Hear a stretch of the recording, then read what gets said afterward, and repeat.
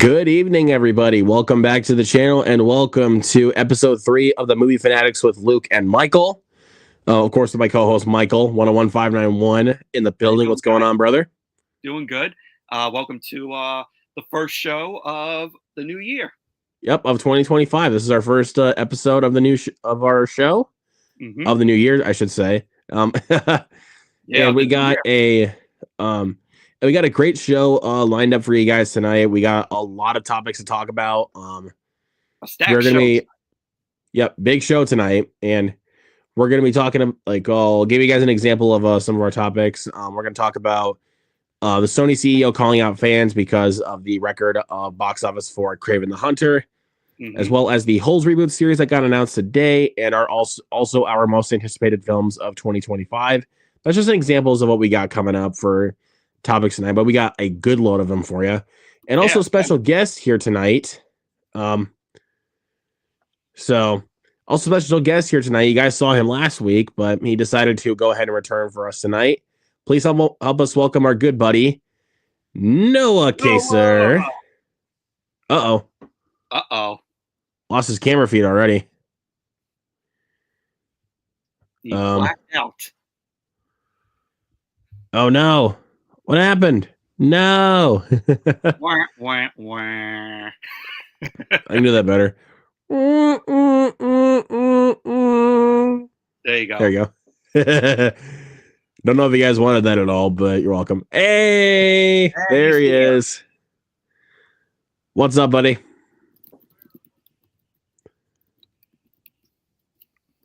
Oh no, we lost him again. No. Please stand by, ladies and gentlemen. Welcome to technical difficulties on episode 3. Yeah, technical difficulties on Noah's end. Yep, this is technical difficulties part 561. or say part deux. Of course, they had to give Noah technical difficulties at the worst time, which is when we're starting the show. Fucking StreamYard, bro. Sorry about that. And Michael, thank you so much for promoting this. Of course. So there you go. On Twitter. Yep, there you go. And there he is.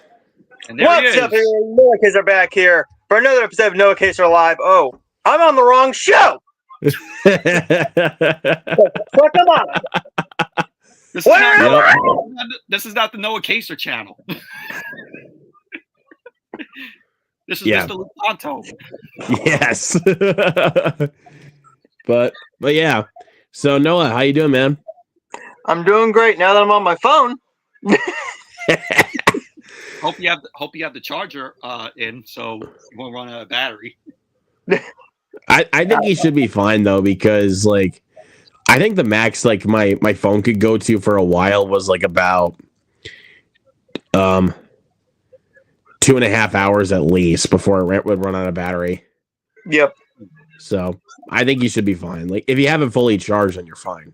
But anyways, we already got some comments really piling up here tonight for you guys. So you guys have, I can tell you guys have really been waiting for a new episode of the show. So it was his idea. I promise you that it was his idea. I was like, before we did the watch along, I was like to Luke, hey, let's trick everybody and think that this is episode 3 of the Movie Fanatics. Well, I think that was mainly because I think that was also a good call because I didn't actually have a intro for the watch along ready. So I was like, you know what? Fuck it. And it was Tuesday night, so yeah, fuck it. Also, Grant in the chat says, "Sup, fam? Feel free to bully Mufasa. Terrible film. It's okay, but I think I can. I think I'm the only one who could talk about it because I'm the only one that has seen it. No, am I correct on that? Was it? Yeah, I'm the only one who has seen Mufasa. But yep. Anyways, Jared's in the chat. What's going on, Jared? My man. For the thank you for the thumbnails for my movie reviews. Yep, there you go. I think Michael should be best friends with Zach Goller because he's a movie and pro wrestling fan. So there you go. There you go. Same with Noah down here. Yeah, so Mr. Goller, if you're watching, man, hit up these two. Hit up these two for your ZNT wrestling show. Please do that. Yep. Actually, Disney bullied theaters to put more Mufasa stories for Mufasa. Same kind of thing there, Jared. You get the idea. Anyways, let's go ahead and get into our first topic of the night. Of course, we are kicking it off with the weekend box office. All right. So, send out the link. Yep. So we're going to talk about the last weekend record for box office. So let's go ahead and get right to it. I got this from thenumbers.com because I know Noah uses this site. Mm-hmm. Yep. So, and somehow at number one, we have Mufasa, which clocked in at $23 million. It's still not going to do it any favors, though, for how it's doing in the box office in general, because, Sonic 3 is still whooping its ass. Yeah, and Disney's just doing everything to they are so fucking desperate, dude. Exactly. Like, so desperate. But and of course, as you might expect, number two is Sonic the Hedgehog 3, which of course should still be number one. Yes, that movie's great. Yeah, but with this with Mufasa being the number one, this is the signs of Disney bullying people to check out the film. Yeah, when it's like, did anyone ask for it, for one? And secondly, did anybody, like, if Disney's going to just bully people like that just to check out their film, then you might as well just pay your taxes. Just pay your tax office and, fuck it. But you know why I think they're doing this? Because they don't want the film to bomb. They don't want to accept the fact that Mufasa is a bomb. Of course they don't, but we'll get further into that later on. But yeah, like I said, number two is Sonic the Hedgehog 3, clocking in at 21 million, so very close. Very close. And awesome. Number three on the box office record is Nosferatu, which I actually saw for a second time on Friday, and I still adore it so much.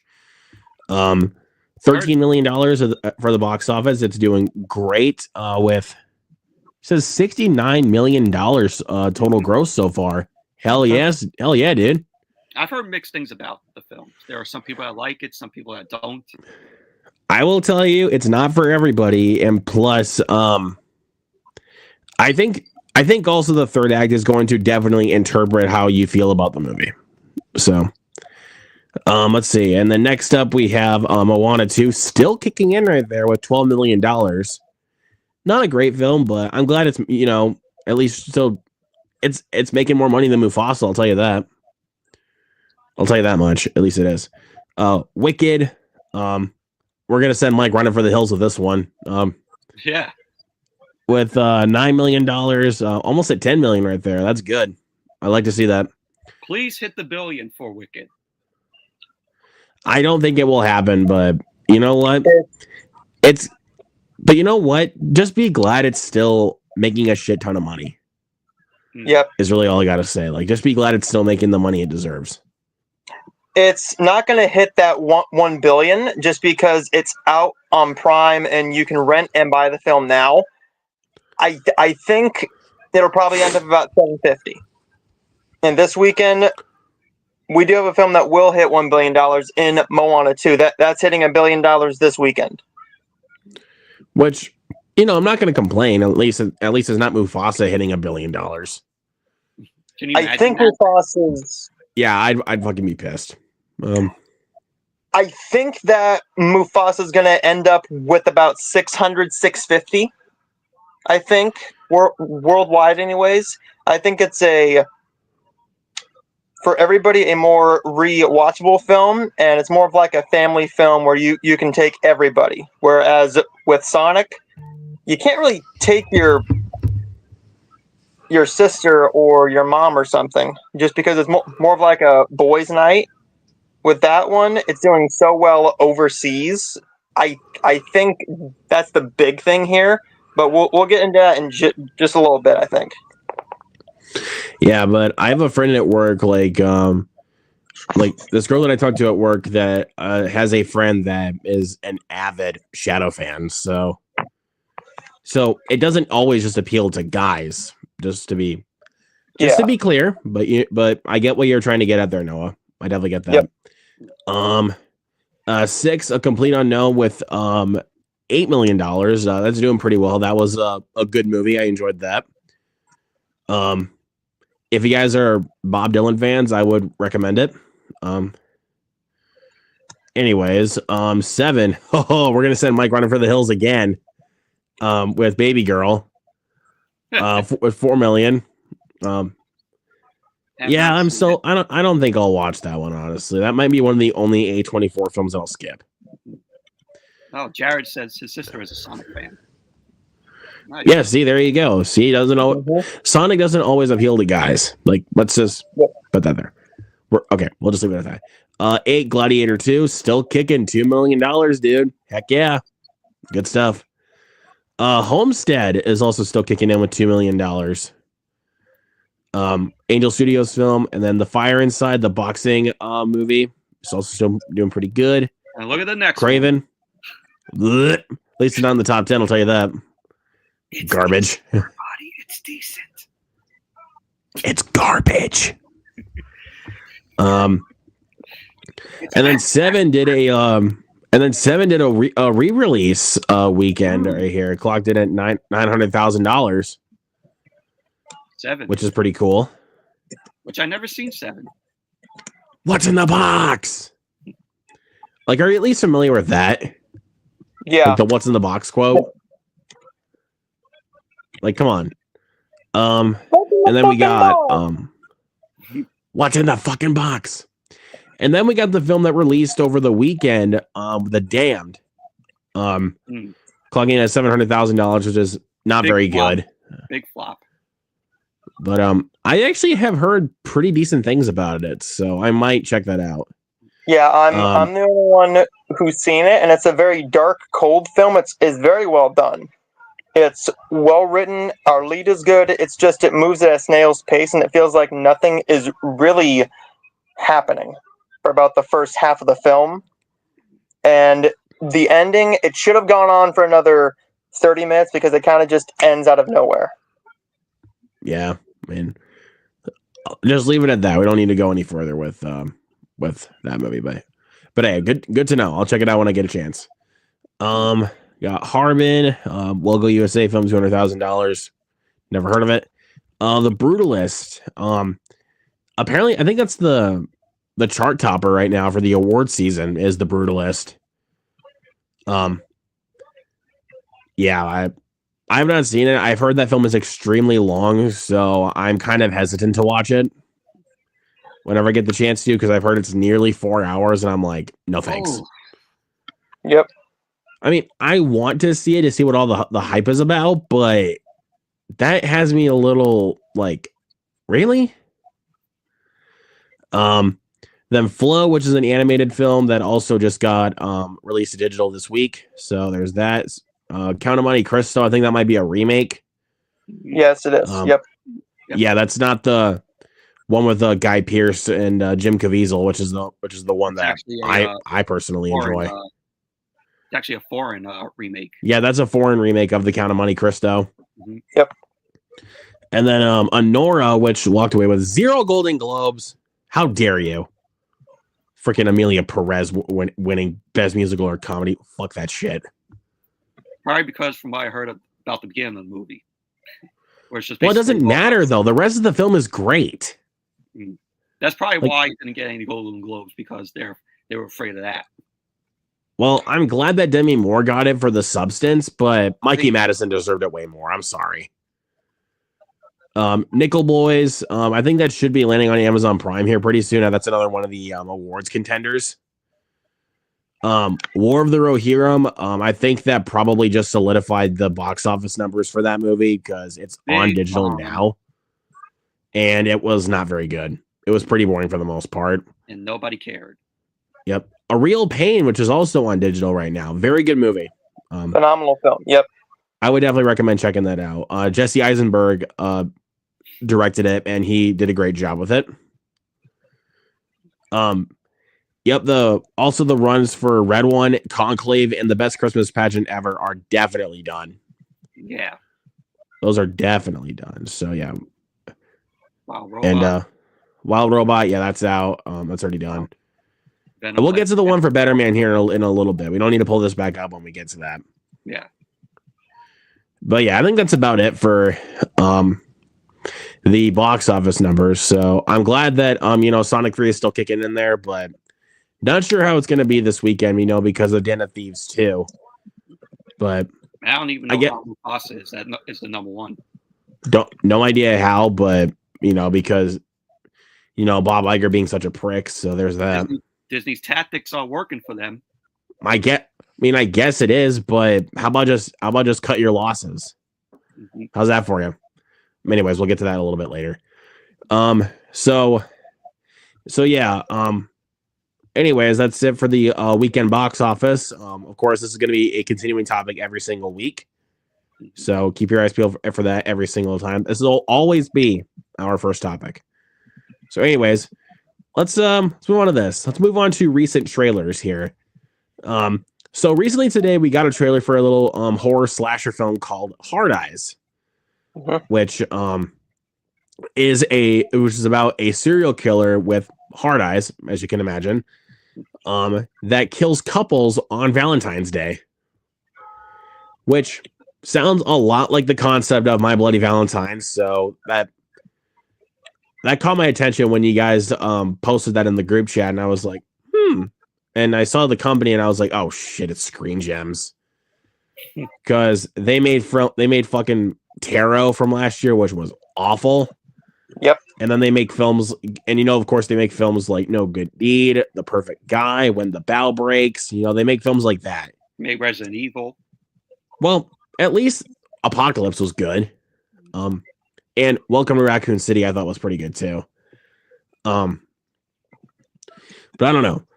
But then I saw that it was going to be rated R, and I was like, okay, good. We're heading in the right direction. But yeah, I think the film looks good. I'm not like highly anticipating it, but it looks pretty good. I will say that. But just some dialogue moments, I'm like, what the fuck? Did you just read that off your script before even filming? Like, what is this? But did you guys also both watch the trailer? Yes. Yes. Yep. Okay. We'll go around the table here. So, Michael, what did you think? I like the trailer. I thought, it could be a fun film, a slasher film. I like that Olivia Holt. I almost said Olivia Munn. Olivia Holt. I like that Olivia Holt is going to be in it. I think she's a pretty decent actress, and I really enjoyed her in that very underrated, forgotten series, Cloak and Dagger, which I thought she was good in that. And I have a feeling that this movie is going to be pretty fun. It's a comedy. It's a comedy slasher.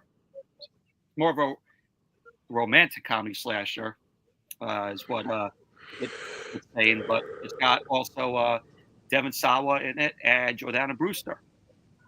There you go. Yeah. So I just kind of hope, like, with how this film is being marketed, as like a holiday slasher, I kind of hope it's like kind of in the same vein as like Thanksgiving. It's the same thing. It's a horror comedy. Yeah, like a horror comedy slasher. So let's hope it's at least got some smart satire with it. So, like, Thanksgiving did about, Black Friday kind of shit. So, but yeah, regardless of that, Noah, what did you think? I thought the trailer was good. The script doesn't sound great so far. As long as it doesn't take itself too seriously, I think it has a chance. It's definitely not going to be a great film. It's going to have some fun kills if they don't shy away from it. With the R rating, it gives me a lot of hope. But with Screen Gems, they usually cut away from a lot of the kills. And they don't show you a whole lot of anything. That's just their style. But with this film, it can go one of two ways. It's either going to be so fun because it takes itself completely unserious, or if they take themselves seriously and they think they have a great script and they're overacting and they just purely rely on the blood and gore, it's going to be awful. It's going to be one of the two, because with a January film, you know what you're getting, but since this is coming out in February, we haven't had a bad horror film yet this year within the first week, so this one might be the one, but I'm holding out hope. I'm holding out hope for this one. Well, not really just a bad horror film in January so far. Like, it's from the looks of things, we've actually had a pretty good January so far. Maybe we can pull for this to be the best January that we've had in God knows how long. Because last year's January was pretty awful. Like, the only one that is even worth watching out of that entire month was The Beekeeper. That was legit the only one. And then like 2023, we had stuff like Megan, we had Missing, we had A Man Called Otto, we had those ones at least. But this January is actually pretty stacked. You know, we had The Damned, which I've heard is good. Better Man getting a wide release this month. Den of Thieves 2, which I know I might enjoy because I enjoyed the first one. And then we got Lee Winnell's Wolfman, which, Michael, I'm telling you that suit is not CGI. It is a practical suit. So every time I see the TV spots to it when they play, I'm like, oh man, the CGI doesn't look that great. It is practical. I promise you that it's practical. Like, you might want to look into a little bit of the behind the scenes on that. I'm just saying.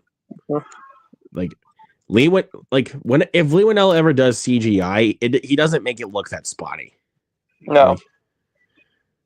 But for the most part, Lee Winnell does practical effects.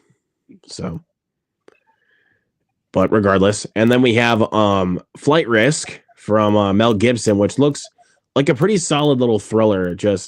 I just can't stand the bald cap that Mark Wahlberg has on him. I did not see the trailer. I can't stand that. Like, it is so, like, you notice it so quickly. It's like, what the fuck? Who paid you to shave your head or wear a bald cap? Who paid you to do that?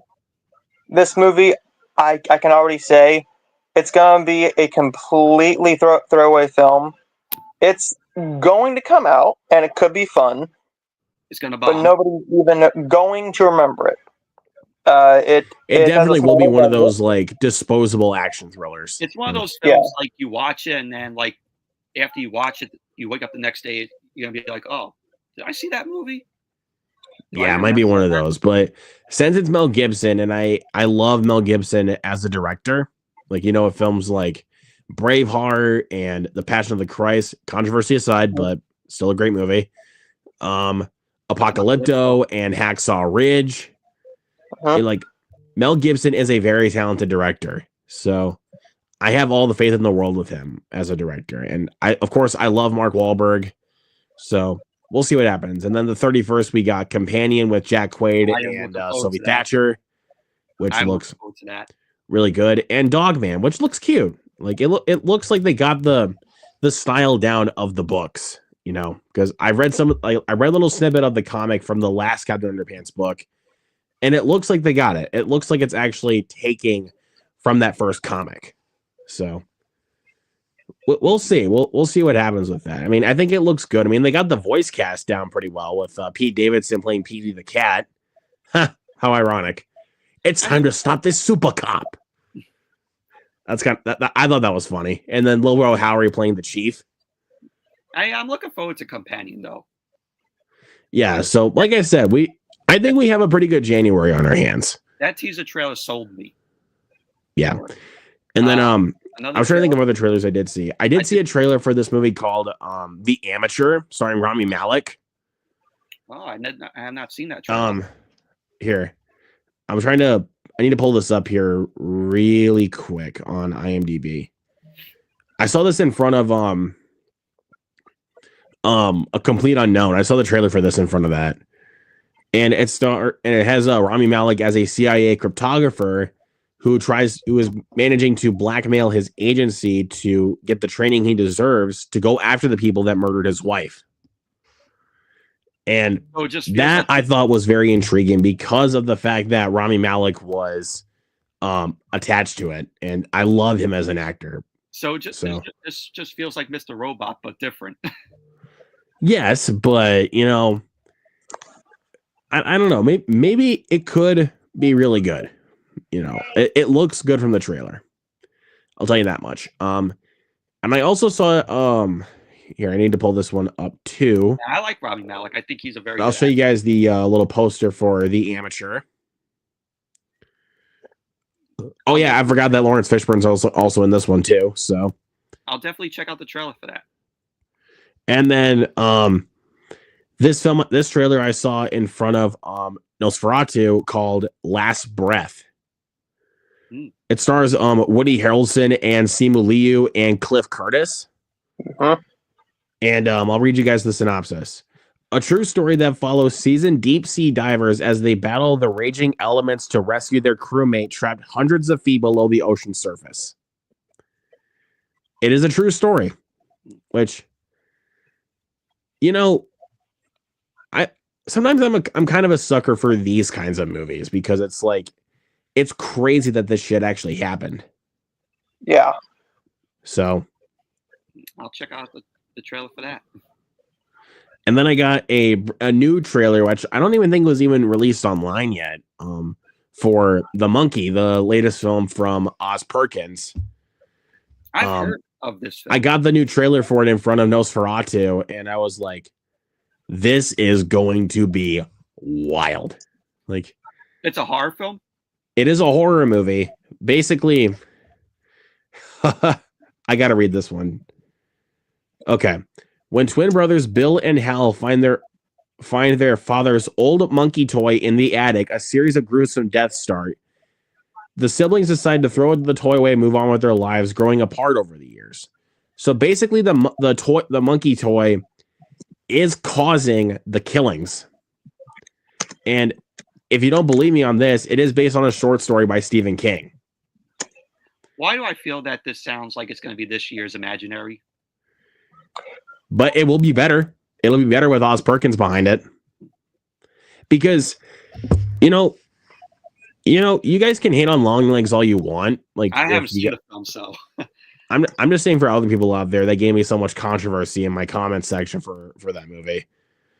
Hate on it all you want, but you got to admit, Oz Perkins has some creativity, but like not just in his writing, but in his directing. He has some creative style. So I think with this one, it has a lot of potential. So, Michael, I'll send you one of the trailers for this movie, so that way to give you a taste of what this movie is going to be. Like, okay. I mean, sure, it may sound like Imaginary, but it's going to be even cooler because it's going to be more of a bloodbath this time around. So, when I saw the trailer, I was like, "Oh, this is going to be awesome." So guys, that is it for this topic of recent trailers. Let us know in the. Oh, you got one? Sorry. Yeah, I got one that I seen. I saw the trailer to Novocaine.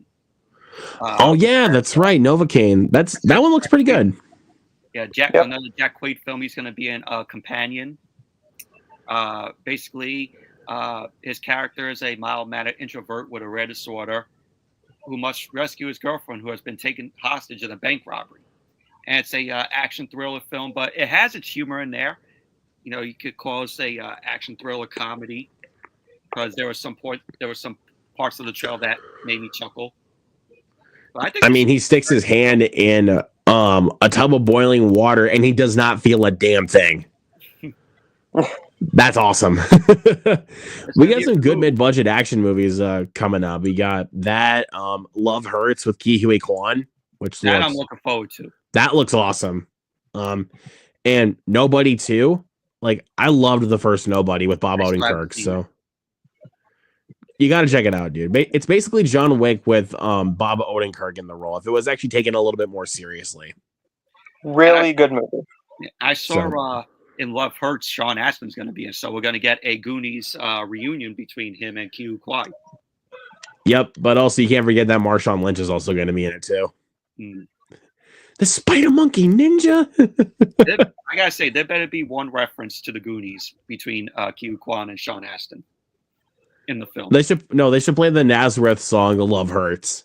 in the at least in the credits, just to fit the movie title. Just saying, if they don't do that, that's a missed opportunity. You're like, but wait, Sean Astin has to be in that movie. I'll be like, he should be like, oh, I sort of recognize you from somewhere. Did you used to live in the Goondocks? If they don't do that, then I'm not gonna cry. It's fine. Yeah, it's fine.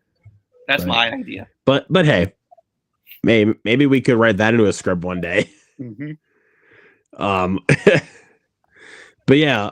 Anyways, guys, that'll do it for this topic. Or no? Do you have any recent trailers that you've seen? I haven't really seen anything. No. Okay. So that'll do it for this topic. So, anyways, guys, for anybody in the chat, leave us in the comments below if you guys saw any recent trailers that you guys want to bring up. So, go ahead and do that. Anyways, let's go ahead and move on to the Batman Part 2 updates, because Michael told me that Matt Reeves has come out with some updates about the Batman Part 2. Yeah, and he gave us a surprising update on this. This has come from Superhero Hype. Okie dokie. And I like that he gave us an update, about this, because this is a film that, was in talks, to do a sequel, and then it keeps getting pushed back. It said it was supposed to come out next year, but it's coming out in 2027. All right, let's go ahead and pull up this article right here.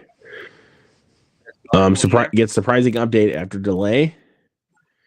So it says right here that director Matt Reeves recently confirmed that the Batman Part 2 will begin filming in 2025.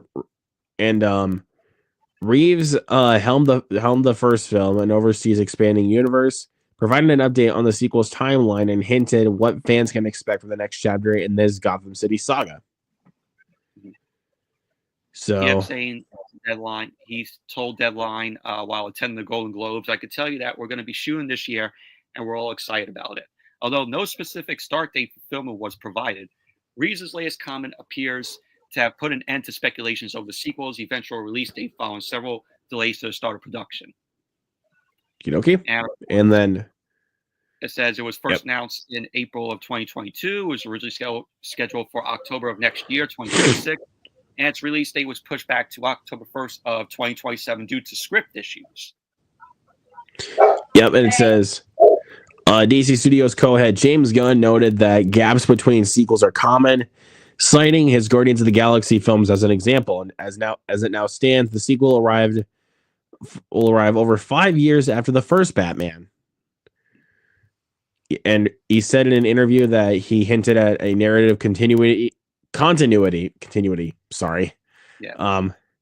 From the first film, while promising new twists, he stated, "What I'm excited about is I feel like we're doing something that absolutely continues where the story came from, but is something that I hope that people are going to be really surprised by." He said that via comicbook.com. Yep. Also confirmed that the Batman Part 2 will bring in new people, hinting at upcoming casting announcements. Colin Farrell will return as the Penguin, which is great. Continuing his storyline from the spin-off series of The Penguin, which I still have to see. Which I still have to see as well.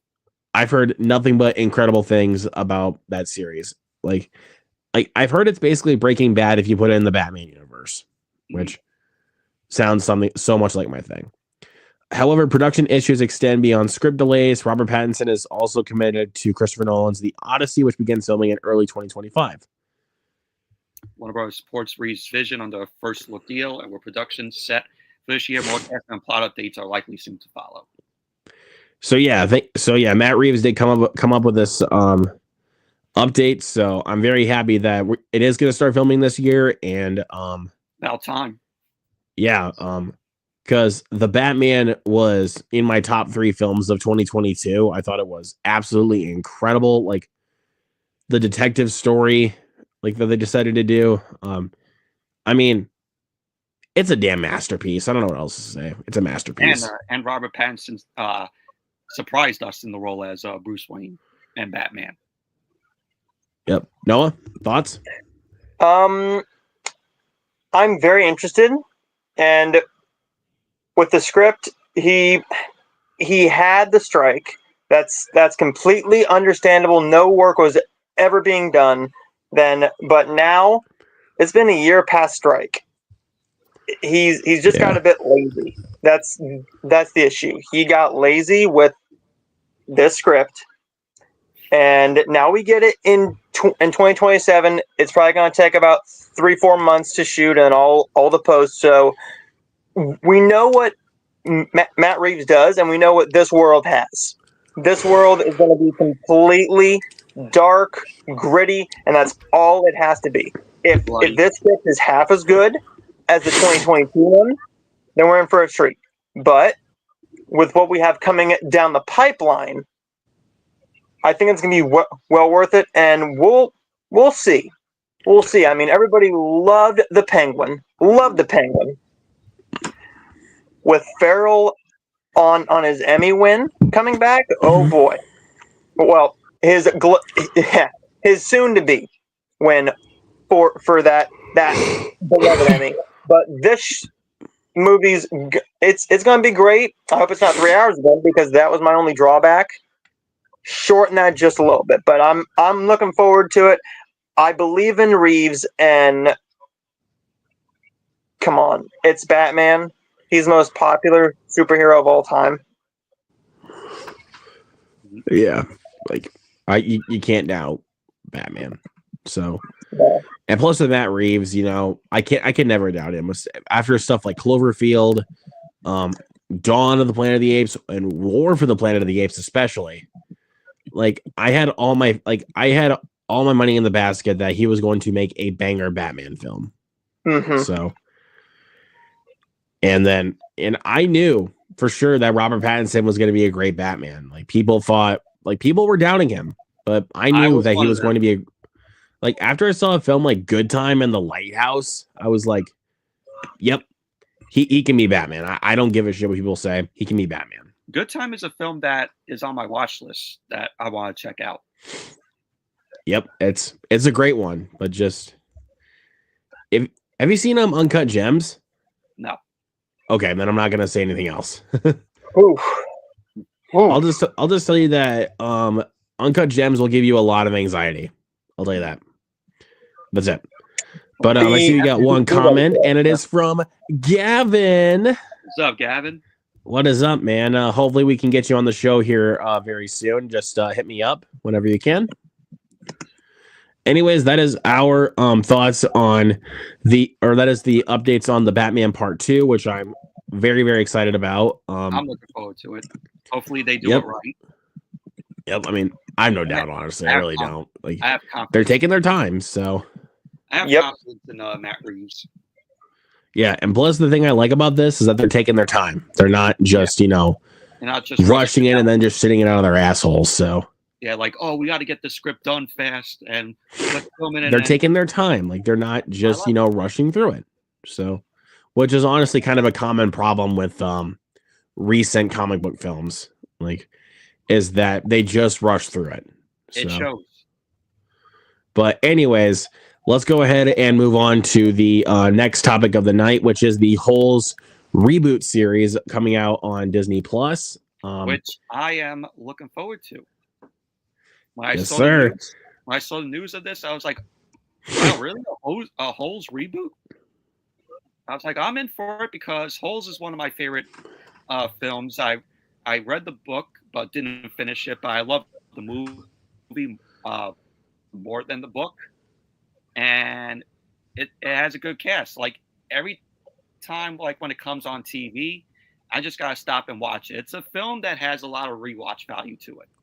It definitely does, and it is really good. Anyway, so let's go ahead and we're going to give credit to Variety for this one on this article. So, and it does say Holes TV series has been ordered a pilot at Disney Plus. Variety has learned exclusively. The potential show would be based on the book of the same name by Louis Sakar, who previously adapted it, which was previously adapted into a 2003 feature film by Walt Disney Pictures, which we just alluded to. Over 20 years already? Yep. Jeez. Yeah, it surprises me that it's been that long. Like, one of the last times I rewatched Holes was like when I was in middle school, and I forgot that it was that old. It'll be 22 years this year. Yep. Alina Menken serves as a writer and executive producer, while Liz Fang will serve as a showrunner and executive producer. Drew Goddard, which already has my attention because I love Cabin in the Woods, will executive produce via Goddard Textiles along with Sarah Esberg. Walden Media, which produced the film, is also producing the pilot and has been attempting to get a series version of the book off the ground for some time. According to sources, Mike Medavoy, hopefully I'm saying that right. Yeah. Will executive produce with rights holder Shamrock executive producing. Andrea Massaro of Goddard Textiles is a co-executive producer of 20th Television, where Goddard is based, is the studio. So this is a 20th Century Studios, production under Disney. Yep. So it's pretty awesome. Let me just see here. Because I know that. Yeah, I think this is just telling us the whole plot and everything. Yeah, of the book and everything. We all know about the plot to the film, and the book follows the guy Stanley Yale Nats, a boy named Stanley Yale Nats, and he gets sent to a juvenile detention camp for a crime he did not commit. And of course, in the movie, it's his character, played by Shia LaBeouf. He gets falsely accused for stealing these shoes that were worn by Rick Fox's character in the film. And pretty much basically at this camp, which they call Camp Green Lake, he's forced to spend days digging holes. Yep. Which by that point, if you're just in juvenile detention doing that, you just be like, like honestly, by that point, I'd be like, just send me to prison if you're gonna do this to me. Now I want to search because there was an update about this saying that it's gonna have a female lead in the series, which is interesting. Yeah, I mean, I wouldn't be mad at that. Honestly, I wouldn't be. Just don't want them to mess it up. Is all I want. Is all I ask for. Just don't mess it up. With this series,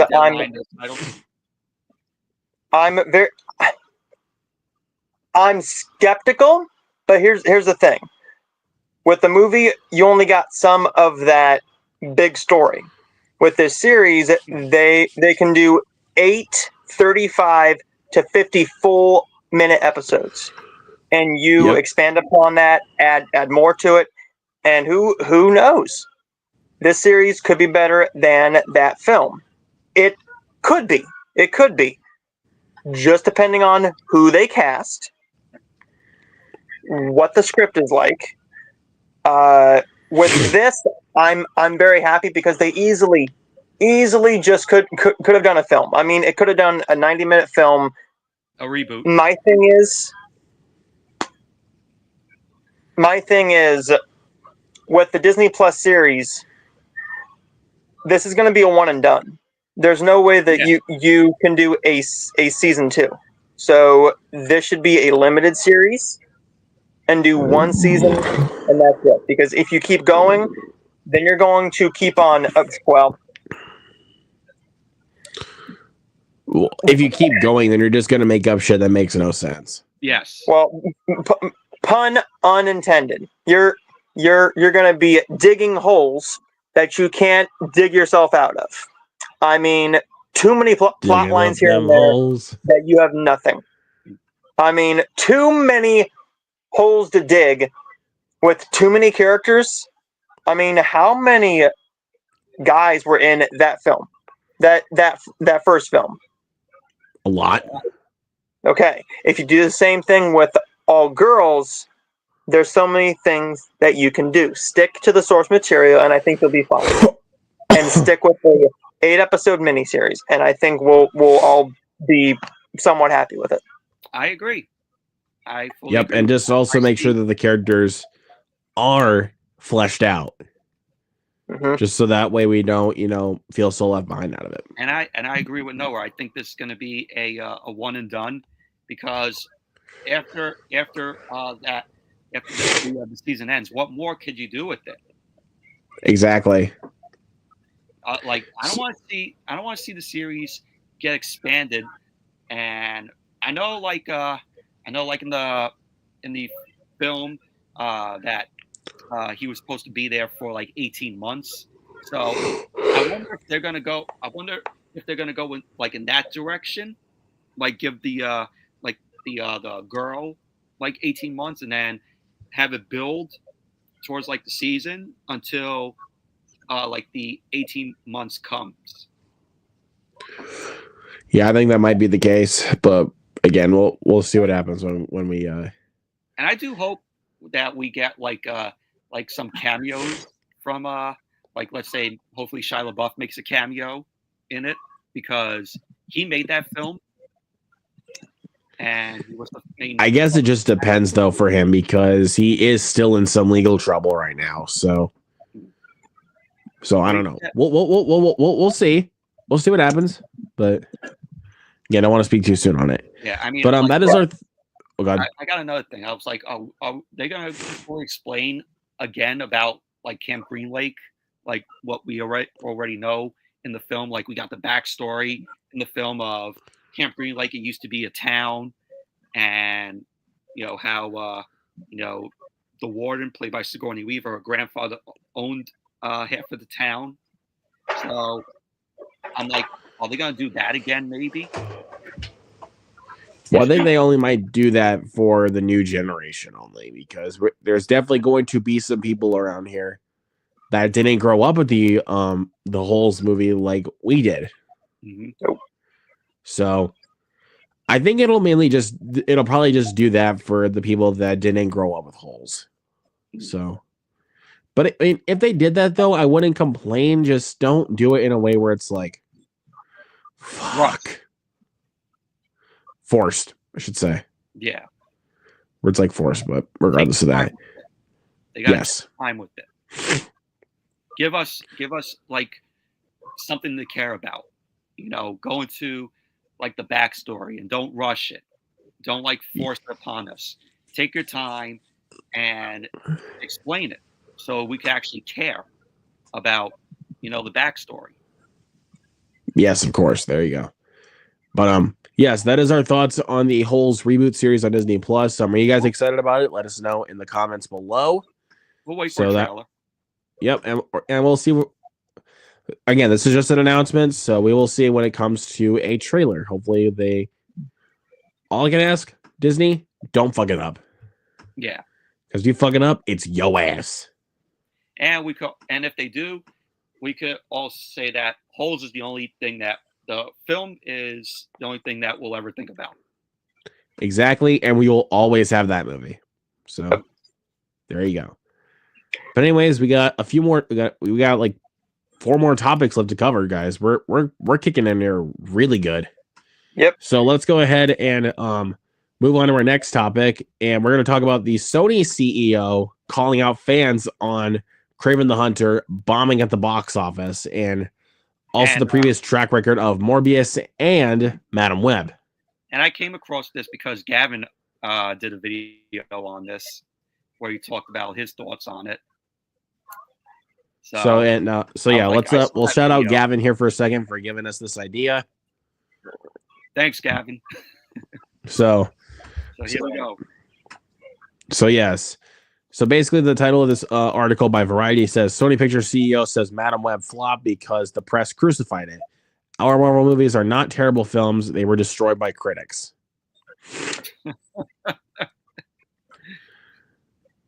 Yep. This just makes me laugh. Probably the worst launch we had in nearly the 8 years he has been at the studio. Adding, I still don't understand because the film is not a bad film. What? Yeah, what? Well, so wait. He's talking about Kraven? Talking about what? He's talking about Kraven the Hunter? Yeah, he's talking. I think he's talking about that. That's what it says right there. Yeah, well, because he was talking about it with the Los Angeles Times. Hey guys, my Wi-Fi's up, and I don't know if you can still see me or not. We can still but see it's not okay. I'm gonna just head out because I'm barely seeing anything. So I'll be on the next time. So but thanks for having me on, guys. It's been fun, and I'll see y'all next time. And guys, make sure to tune into my channel tomorrow. Me and Noah are going to go live for our very first wrestling podcast at 7:00 Eastern. So come over to my channel and check us out. Yep. There you go. All right. Hey guys. Bye, Noah. See you tomorrow. Okay, so let's get back to this. But so yeah, Kraven the Hunter, it's not a bad film to me. It's a decent film, though. I know you have your your issues with the film and you don't think it's terrible, but and that's fine. Like fine. We're all allowed to have our opinion. So yeah. But apparently, this Tony Vinciquerra, yeah. Yeah, Tony Vinciquerra, the Sony Pictures CEO, is taking that opinion to heart. Like, he thinks that people are being assholes about it, which we're not. We're just Cody Leach put it best when he was having the feud with Jagged Edge Productions about the first Winnie the Pooh Blood and Honey, is that you created a product, you charged people for it, and they gave you their experience. And plus, with the Venom films, you still made your money. So take the win and leave people the fuck alone. And the Venom films made money. Exactly. That's what I said. Like, the Venom films made money. So take the win with those and leave people the fuck alone for the others. Exactly. It's not a big freaking deal. The films were not good. And you just gotta cut your losses. And it says right here that Kraven opened in theaters December 13th to a paltry $11 million, which was the lowest debut for a Sony released Marvel movie. The movie's current domestic box office total stands at just 18 million, while global is 43. These are more or less catastrophic results for a superhero film and cap off of a lackluster year for Sony comic book movies after Madam Web flopped with $100 million worldwide, and Venom: The Last Dance became the franchise's lowest grossing entry. So, yeah, and Vinciquerra said, "Let's just touch on Madam Web for a moment. Madam Web underperformed in the theaters because the press just crucified it. It was not a bad film, and it did great on Netflix. For some reason, the press decided that they didn't want us to making these films out of Kraven and Madam Web, and the critics just destroyed them. They also did it with Venom, but the audience loved Venom, and made Venom a massive hit. You know why? These are not terrible films. They were just destroyed by the critics and in the press for some reason. And you know why the Venom films were a massive hit? Because you took one of Spider-Man's most popular villains. Yes, even though you should have made them rated R, which would have made those films 10 times better. At least, you guys still at least had some fun with those films. Exactly. And let's just say, him saying, "Oh, Madam Web is not a bad film." Are you kidding me? Have you not seen what the critical response and also what the audience thinks of your movie? It's bad. It's terrible. I can even say the same thing about Kraven the Hunter. I thought it was terrible, but if he's just gonna go ahead and take it to heart like that, then good thing it called this universe off, because it makes sense why this universe needed to die. And Madam Web, I'm like, you're saying that it's not a bad film when you have a terribly slow-paced film. You have girls dancing on top of a table, dancing to Britney Spears' Toxic. And you also have the worst possible ADR villain. Yeah. And you also have your villain getting crushed by a Pepsi sign. Yeah, tell me that's bad. Tell me that's not bad at all. Yeah.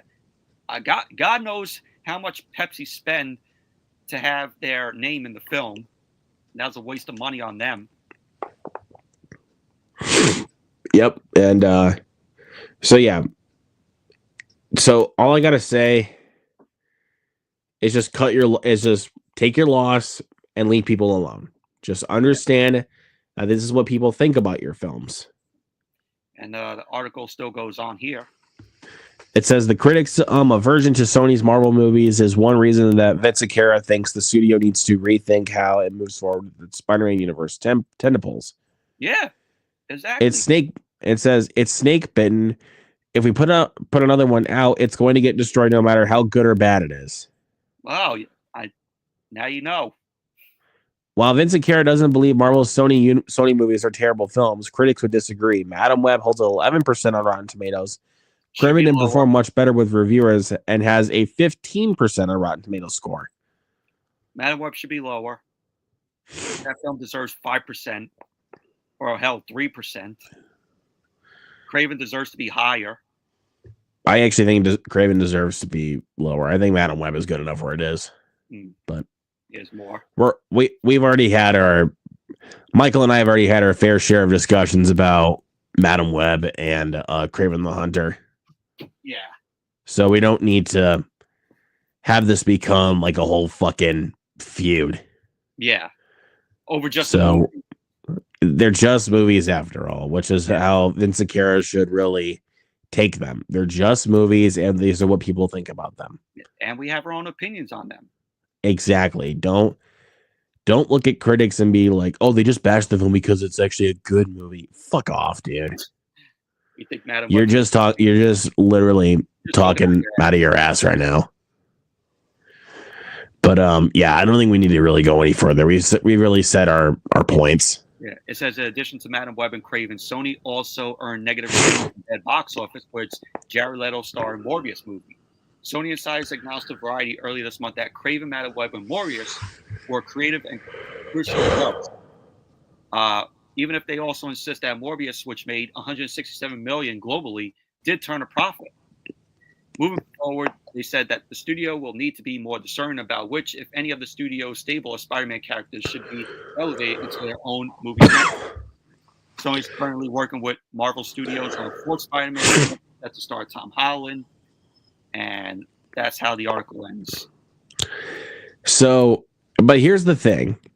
Here's what the problem is with the Sony Universe Spider-Man films. You're taking these classic Spider-Man villains like Venom and Craven and Morbius, and you're turning them into good people when we know for a goddamn fact that they are villains. So, do you really think that was going to be a good idea? No. At least with the Venom films, they worked though because of the bromance with Eddie and Venom. But with stuff like Morbius or Madam Web or Craven the Hunter, it doesn't work.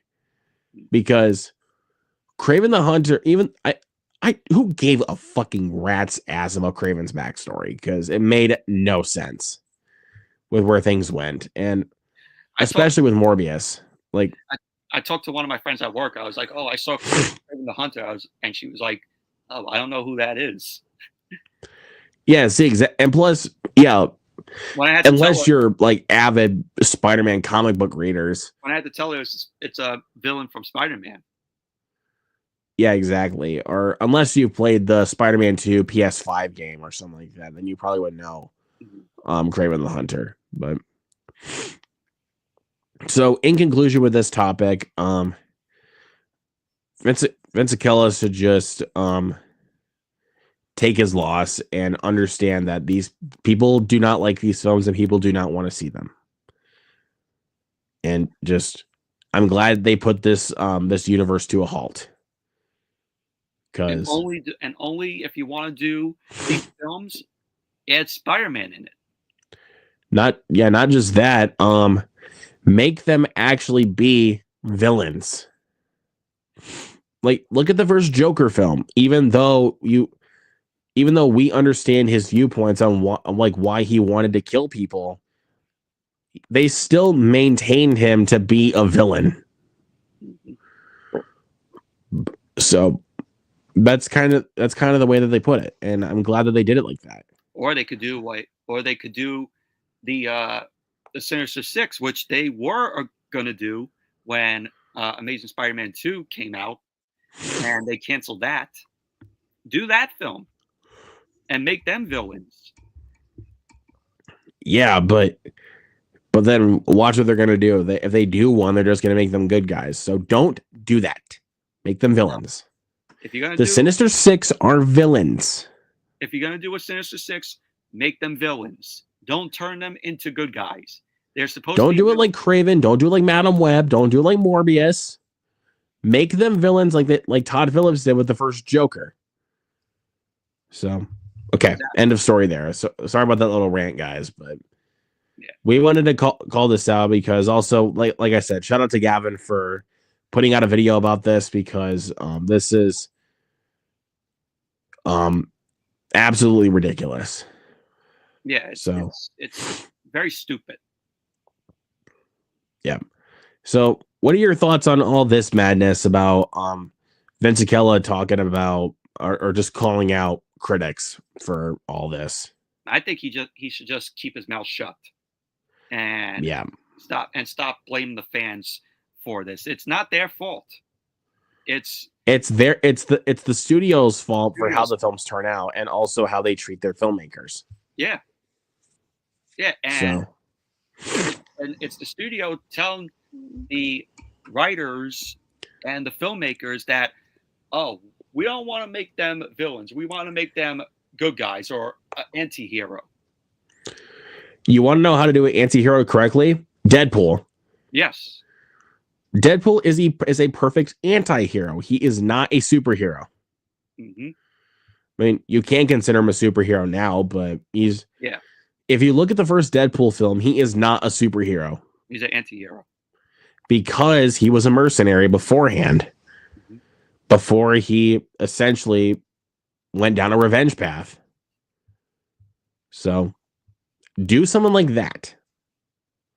Like, acknowledge that they're still bad guys. Like if you want to make them heroes, go for it. But you have to acknowledge that they're still bad guys. Mm-hmm. So... But regardless, we're done with this topic because otherwise... This is an interesting topic to talk about. So yeah, Michael, thank you so much for bringing this topic to my attention. You're welcome. And thank you for having as well. Yes, of course. Anyways, we got 3 more topics left to cover. Let's go ahead and talk about Better Man flopping hard at the box office. I would say if it wasn't for Gavin, we wouldn't have been talking about that topic. Yes, exactly. This one, to be clear. This one. Anyways, yeah. So thank you once again, Gavin, for giving us this idea. And yeah, now we're going to talk about the box office flop for Better Man. And I called it. Yeah. I called it in the chat. I was like, oh, Better Man is going to flop. Now look. You know why? We'll talk about that here in a second. First off, I wanted to say I'm very excited to see this movie because I'll be completely honest with you. I am a total sucker for musical person biopics. Like that is kind of my bread and butter. Like you could say a lot of things are my bread and butter, but like ones that like I have nothing but love for are musical person biopics. Like that is absolutely my bread and butter. Because I love Bohemian Rhapsody, the Queen biopic about Freddie Mercury. I still have yet to see that. I have it on Blu-ray though. It's a great film, and Rami Malek did a great job as Freddie Mercury. And then we had Rocket Man, where Taron Egerton played Elton John, and that was great. About that. What else do we have? We had some good. We had some other ones recently. We did have the Bob Marley biopic, which I enjoyed, and the Amy Winehouse biopic Back to Black, which I also liked. And we have the upcoming Michael Jackson film. Yep, Michael, directed by Antoine Fuqua, which has my attention. That has my attention as well. But the biggest selling point for me on this film, Better Man, was the fact that it was being directed by Michael Gracie, who directed The Greatest Showman, which is one of my favorite musicals. Because at first, the concept of a music person biopic being where the artist is being played by a CGI monkey really caught me off guard. I was like, what the fuck are we doing? I was like, I saw the trailer test. I'm like, a monkey singing? And then I looked it up and just knew what it really was about. Which is about UK pop star Robbie Williams. And I have heard a lot of buzz about this film coming out of film festivals like TIFF and Fantastic Fest. It played as one of the secret screenings at Fantastic Fest. And I heard really positive stuff about it. I think they only used the chimpanzee because I guess Robbie Williams didn't want to be on camera, and so they just he never really saw himself that evolved, is what he said in the marketing for the film. He sees himself a little less evolved than what he really is, and I don't blame him for it. I mean, at least in the trailers, he acknowledges, like, I know what you're thinking. What's with the monkey? At least he can acknowledge it. But and from the trailers, you can definitely tell that it's got the visual flair and the creative energy that The Greatest Showman has. Like, you can definitely see it. Yeah, never seen The Greatest Showman, but I've heard it's But great. The biggest reason why this film flopped is mainly because people around the US do not have a fucking clue who Robbie Williams is. Same. I did not know who he was. But Jesus Christ, talk. The trailers for this film actually had me interested in knowing about his story because it's a person I never heard of. And like I said, music biopics are my bread and butter. So I wanted to see what made his story so interesting, and the fact that it was being that basically it was he was being played by a CGI monkey actually really caught my attention. It was something unique. I think the film might do well overseas because mainly in the UK it will. Yeah. Because that is where Robbie Williams is morely popular. But in the US though, not at all. So But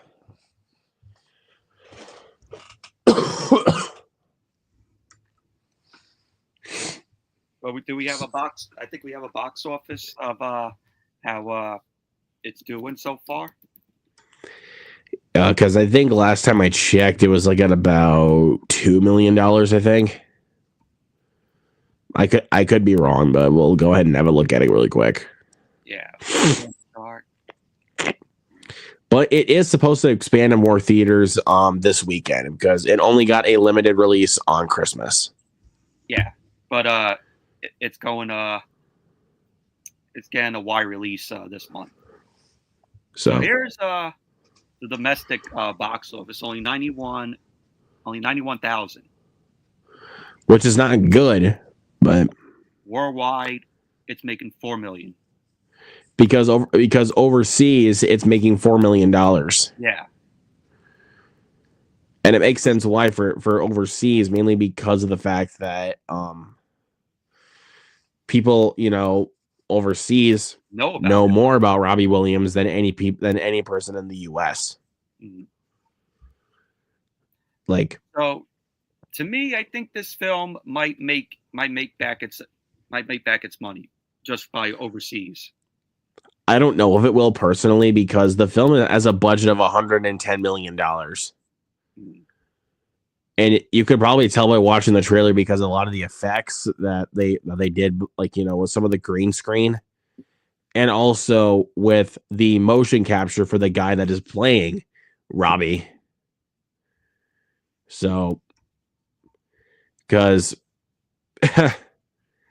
are you actually going to be able to find someone that looks like that in the world? No. Yeah, there's no way.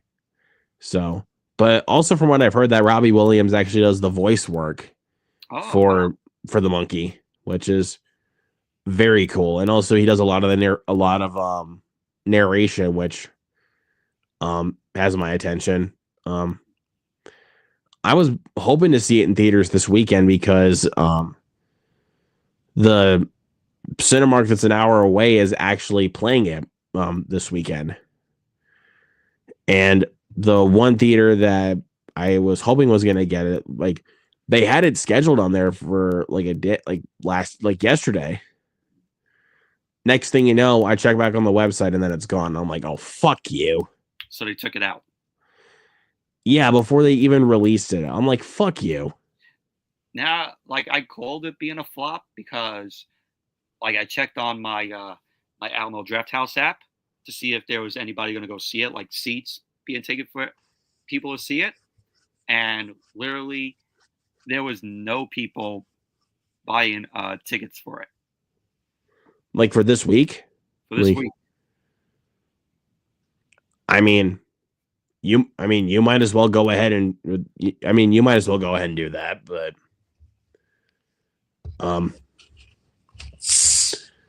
I'm still jealous though, because if I was like around your area, bro, I'd fucking go to your draft house and oh, looks like they took it out of it. Looks like they took it out of the theater. Wow, already? Already. Yeah, already. I'm on the app right now. I don't see it. But I will tell you this, though. I think this film down the line is definitely going to find its audience. Yeah, I think it's going to be a cult classic. Like it might turn out like The Greatest Showman, where it's like it didn't like do super well back then, but over time it gained a following. Like it found its audience. And plus that soundtrack was like a craze for a lot of people over the years. So I mean, why do you think they had like a little snippet, like a little split-second snippet of The Greatest Show from Hugh Jackman from The Greatest Showman? Like, regardless, but are you guys looking forward to Better Man? If you guys didn't see it already, let us know down in the comments as well. Like I said, I am personally really looking forward to it. I'm really interested in his story, and I've been getting turned on to some of his music lately. So I might catch it when it comes on stream. Since the theaters already took it out. Yeah. Guys, I'm just gonna say, even though, like I said, I obviously haven't seen it, just don't let this slip under your radar. Give it a chance. Like, even if you're not like a big Robbie Williams fan, just give it a try. Anyways, let's move on to this. Disney bullying Sonic 3 box office. So Disney is so fucking desperate. They're so petty. They cannot take their loss. I wonder why Mufasa is number one at the box office. Because like you said, they're so petty. And they are just clamoring at the fact that like they just want Mufasa to make money and to do well. I'll give them that, but it's still not going to hide the fact that Sonic 3 is still whooping their ass. Yeah. And look at this. Forcing Mufasa on more theaters than Sonic 3, even as the Hedgehog earns far more. Yep. So it says, as the holiday season unfolds, the cinematic landscape reveals a familiar pattern. Disney flexing its box office muscles by dominating theater allocations. However, this year brings an unusual twist, as Sonic the Hedgehog 3 has emerged as the unexpected box office leader for the media analysts, but not for you nor me, despite being hindered by Disney's theater allocation tactics. Says Disney's approach to the holiday releases long relied on securing the wildest possible theater footprint. The strategy ensures that their films are accessible to the broadcast audience, squeezing out competitions. Historically, this tactic has been highly effective, with Toy Story 2 being dominated on Thanksgiving weekend, released in 3,236 theaters, and then Moana 2 staggering in 4,200 theaters. So, and made $221 million in 5 days, which is absolutely insane. And it says Disney's control over theater allocations not only boosts revenue, but also limits the availability for screens for competing films, particularly during the lucrative holiday season. Despite Disney's dominance, Sonic the Hedgehog 3 has managed to outpace the competition at the box office, ranking in more than $60 million its opening weekend and securing the top spot in North America. Yet its success was overshadowed, no pun intended, by a significant limitation: the inability to expand its theater count. Yeah. Yep, currently showing in 3,769 locations. Sonic the Hedgehog 3 faces a bottleneck caused by contractual obligations many theaters have with Disney for Mufasa the Lion King. While Sonic 3 has provided far more revenue per theaters, the total count of screens added for Sonic 3 from its first week to its second will be a staggering 8. Yes, 8 additional screens in the entire nation. Disney's agreements often stipulate extended runs in higher numbers of theaters, leaving little room for other blockbusters to increase their reach. Despite being the second highest earner this season, Mufasa continues to occupy 4,100 locations, effectively stiffing Sonic's ability to capitalize on its box office numbers. Or momentum, whatever. Yeah. It says this scenario highlights the broader implications of Disney theater saturation strategy. While the tactic maximizes Disney's box office returns, it also reshapes the competitive dynamics this holiday season. Films like Sonic the Hedgehog 3, which might otherwise expand their footprint to meet audience demand, are constrained by the lack of available screens. Theaters, too, face a dilemma. Disney's films often come with guarantees of high audience turnout, making them a safer bet for exhibitors. However, this reliance of Disney can lead to reduced diversity and more movie offerings, limiting choices for moviegoers and opportunities for competing studios. The recent past is starting to have some of AMC and Regal reconsider their House of Mouse relationships. So basically, that's kind of saying that with how Disney is currently at the moment with how Mufasa's turning out, it's insane. Yeah. It says it remains to be seen whether this marks the beginning of a shift in holiday box office dynamics or a fleeting anomaly in Disney's reign. Yeah. Yep. As Sonic the Hedgehog 3 continues to thrive against odds, its success raises questions about the sustainability of Disney's dominance. Can other studios find a way to break through Disney's theater stronghold, or will the Mouse House continue to dictate the rules of the game during peak seasons? The strange case of Sonic the Hedgehog 3, a box office leader constrained by theater availability, underscores the evolving challenges of a market dominated by a single powerhouse. So, and you've already read the last quote anyway. Yeah. So Bob Iger, who is the CEO of Disney, is very pissed off that Mufasa is performing poorly. He doesn't want to take the loss that Sonic the Hedgehog 3, the better film of the two. What's next? He's going to start blaming fans? Yeah, what are you going to do? Are you going to become the Sony CEO and start blaming fans for not seeing your movie?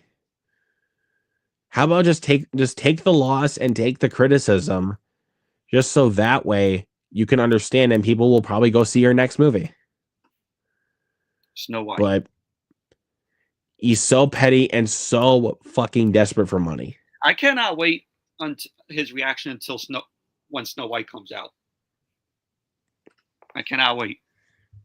Well, to see what happens. And people were like, it's going to make $1 billion because it's the Lion King. Fuck you, it's not. No. I was talking about with the Lion King that it was going to make $1 billion. There was no way. There was no way. Because I have a question for you. Did people ask for this? No. We didn't need a prequel story about a character that we already know dies in The Lion King. Well, I gotta say, I was looking forward to it because I liked the 2019 Lion King film, even though it's a shot-for-shot kind of film. But I like to see it as like a CGI film and how good it looked. It's a good looking film for sure. I mean, Mufasa looks good as well on the big screen, but when I watched those films at home, no, it did not hold up. They don't hold up at home. They work fine in the theaters, even though I did not like Mufasa whatsoever. Just, I don't know. I loved Sonic the Hedgehog 3. Like, I thought it was the best out of the 3 so far. I agree. And I knew for a fact that this film was not only going to beat Mufasa at the box office, it was going to take but not just that, it was going to be better. Like, I could tell, but before even the first trailer came out, I could tell this was going to be better. Because you're bringing in Shadow into the mix, and you got Keanu Reeves voicing Shadow. That's a recipe for success right there. And before the film came out, Luca was like to me, are you going to go see Sonic or Mufasa that weekend? And lo and behold, I said Sonic. And you made the right choice. I made the right choice, yeah. Because Sonic was great, for one. And it is a gazillion times better than Mufasa. I had my ticket for Mufasa, but after I saw your review and people saying, oh, it's very mediocre, it's not that great, I got a refund on my ticket, and I'm waiting for the film on Disney Plus. And again, you made the right decision. I made the right decision. You're being smart with that. You're being smart with that, there, buddy. But yeah. So again, conclusion for this. Bob Iger just needs to shut the fuck up, and also just take the criticism and the loss, because Sonic 3 is a better film no matter what side of the coin you land on. And I'm calling it right now. Bob Iger's going to bitch when Snow White comes out, and he's going to talk about the fans about why are they complaining about what Rachel Zegler said. You know, I mean, sure, people are definitely complaining about what she said, but I'm not bitching about it because it's her opinion. So yeah, exactly. People like her are allowed to have opinions, and she's not like, like an older celebrity. She's new to the game, so it's like I'm still willing to let it slide. It's just if it gets so overextensive to a point where it's like, I just don't want it to get overextensive, like where she just says shit like that all the time. Yeah. Which, it was just one thing, people. One thing. And she even said in an Instagram post at one point, like when she was talking about some politics, like her feelings can sometimes get the best of her. So it's not a big deal. So just let it all go. Well, like I said, Bob Iger, when Snow White comes out, be sure to know that he's probably going to bitch about it and put out an article about that, saying, "Oh, the film is not doing that great. Why are the people not going to see Snow White?" Mark my words, there will be an article of Bob Iger coming out with that. And we will definitely talk about that on the weekend that Snow White comes out for the show. I can probably tell you that more people in March are more looking forward to Mickey 17. So yeah.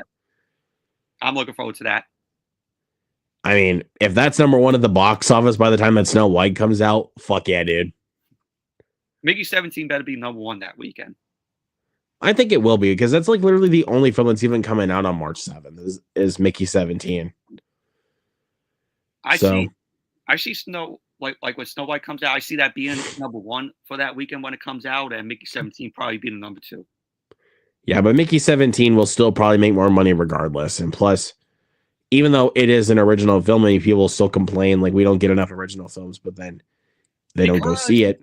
Because people support remakes and reboots, prequels. How about instead of bitching that you want more original films and then not going to see it, how about actually go support original films and then stop bitching about it? Yes. Stop giving your money to remakes that are not needed, prequels that are sometimes not needed. And most prequels aren't needed anyway. Yeah. I mean, unless you're talking about something like The First Omen, like a prequel that actually merits its existence. Like, if you want to make a good prequel, actually merit your existence. Like The First Omen does. So, there's an example, and also some food for thought for that. So, because like, we got like a bevy of original films coming. I mean, Flight Risk is something original. We also got Better Man. I mean, it's a musical biopic, but it's an original movie. I mean, Wolfman might be a remake to a classic old one, but it's something original. Companion is something original. The original, yeah. Love Hurts, that's another one. So yeah, there's a bevy of original films coming out, guys. Just support them. And stop letting them fail. I mean, hell, Nosferatu is making a lot of money at the box office, and that's an original film. So like I said, instead of bitching and complaining that we need more original films and you guys still don't go support them anyway, just do it. Support them. Marketing does not matter. Just see it. I mean, hell, Longlegs made a shitload of money based off of its marketing. And that's an original film. So, okay, sorry about that little mini rant, but I had to get that off my chest. Since we were talking about Mickey 17, I was like, yeah, I need to get that off my chest. That's true. But so do you guys agree with us that Bob Iger should just keep his mouth shut on this? Let us know down in the comments below if you guys agree. Let's head into the next topic, which is our most anticipated films of 2025. So, yeah, there is a good bit of films that we're looking forward to that we're also going to mention on here.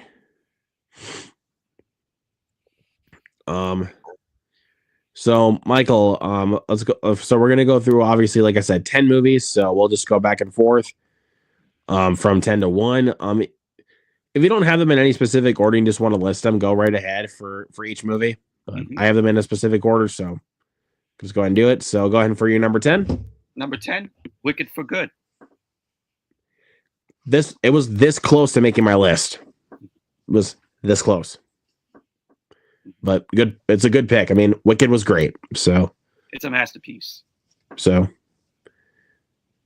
yeah, we're gonna like I said, we're gonna send Mike running for the hills. Mike, I love you, Mike. But Mike, go rewatch Wicked, please. You'll probably like it the second time around. It'll probably grow on you. We love you, Mike. But we're not, and also we're not doing this just to be assholes to people. No. We're messing around. We're friends. So, for me, my number 10 is Sinners, the latest film from Ryan Coogler. Michael B. Jordan and Haley Steinfeld. Supposedly, it's going to be a vampire flick. So, and I'm like, yes. I did see like the teaser trailer for it, or the official trailer for it, and it has me interested. Yep. I mean, I'm definitely in for it. I mean, got a good cast: Michael B. Jordan, Haley Steinfeld. There you go. Number 9. Number 9 is Superman. Again, this close. Did not make the list. I'm very excited. I'm of course very excited for it, but it didn't make the list. I watched that trailer a lot of times, and just I really like the score in that trailer.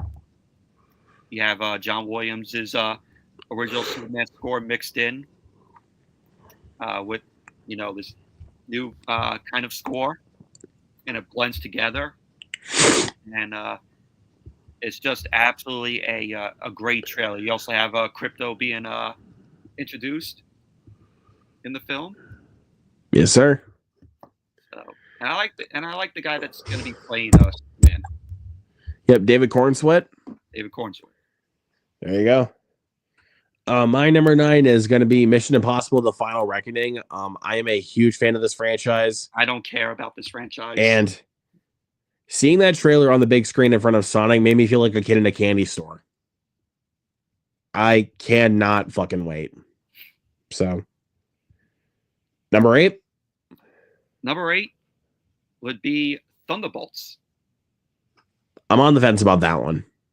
I think it's going to be a very fun film, and you have Florence Pugh in it, and Sebastian Stan is Bucky, reprising his role. Which there's another topic that we wanted to discuss with Sebastian Stan and Anthony Mackie. I did forget to add that in for tonight's show, but we'll discuss that next week. Yeah, I forgot to add that in, but we'll talk about it next David week. Harbour as Red Guardian. He's going to be in it. Really Yep. like David Harbour as an actor. You also have Wyatt Russell. He's going to be in it. Yep. I think it's John Walker, I think. John Walker, yeah. Yep. John Walker from Falcon and Winter Soldier. So You got Olga Kurylenko, who's going to play Taskmaster, which I hope they do a much better job with Taskmaster. they didn't do a great job with Taskmaster and Black Widow, but No. I mean, it wasn't like a bad Taskmaster. They just didn't do a great job with it. Yeah. Hopefully, they do Taskmaster justice here. I agree. Because Black Widow is just a forgettable film to me. It was okay, though, but forgettable. Yeah, but I mean, I enjoyed it, but The only one that stood out aside from Scarlett Johansson is Florence Pugh. Yeah, Yelena was an absolute show stealer. Mm-hmm. My number 8, we were talking about a little bit, Mickey 17. That is on my list. I don't know. I still don't know how I'm going to feel about it. It looks bizarre as hell, but that's the reason why I'm looking forward to it. So, all right. 7? 7, Novocaine. We talked about this earlier from the trailer. I talked about it, and it looks fun. Again, didn't quite make the list, but 7 because I loved the first film and I'm a huge fan of this franchise. Five Nights at Freddy's 2. I love the games and I thought the first one was great. So hopefully they can bring the ante with this one. I'm like, I didn't see the first film, but now that you mentioned, I saw that they're doing a sequel. I'm like, does this film really need a sequel? Well, Five Nights at Freddy's made a shit ton of money at the box office. So, and plus, the game is spawned into a franchise. So, there's a lot of lore to still build out with those games. So, and I think they're going to be bringing the toy animatronics in this time that are also in the second game, which I'm very excited about. And also Josh Hutcherson and Matthew Lillard are coming back for this one, so which is awesome.